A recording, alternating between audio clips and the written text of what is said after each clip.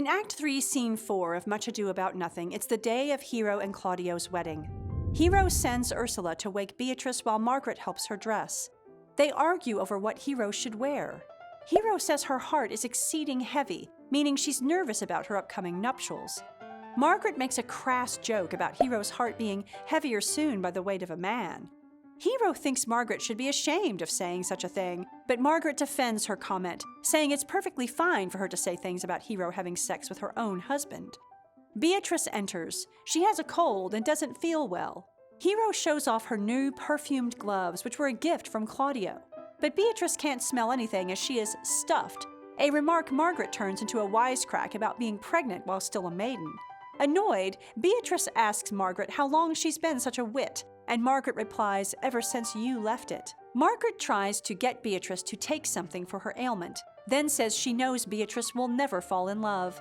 Unprompted, she exclaims that Benedick, on the other hand, is indeed showing signs of changing his mind about love. Ursula enters to say all of the men are waiting to take the ladies to the church. Margaret and Beatrice help Hero finish dressing. The women of Much Ado About Nothing talk about sex just as much as the men, but only if the men are out of earshot. Margaret, who is of a lower class than Hero and Beatrice, has no problem telling dirty jokes and insinuating Hero will soon be underneath her husband, both in the eyes of the law and literally in the bedroom. The virtuous, ladylike Hero is scandalized by this kind of talk, but it doesn't bother Beatrice, who makes dirty jokes of her own throughout the play. In this way, Beatrice stands in contrast with Hero. Attitudes about sex were surprisingly relaxed during the Elizabethan era, which is why Margaret and Beatrice both feel comfortable joking about it. Though the Church of England and the monarchy decried any hint of sexual activity before marriage, the general population felt it was acceptable for people intending to marry to engage in intercourse after agreeing to wed, but before partaking in the religious ceremony. This is why Margaret says she can joke about Hero's wedding night.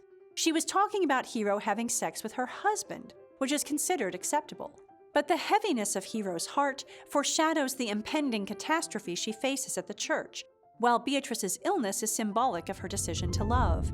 She and Benedick both find themselves in pain after deciding to love the other, representative of the vulnerability of allowing oneself to be open to love.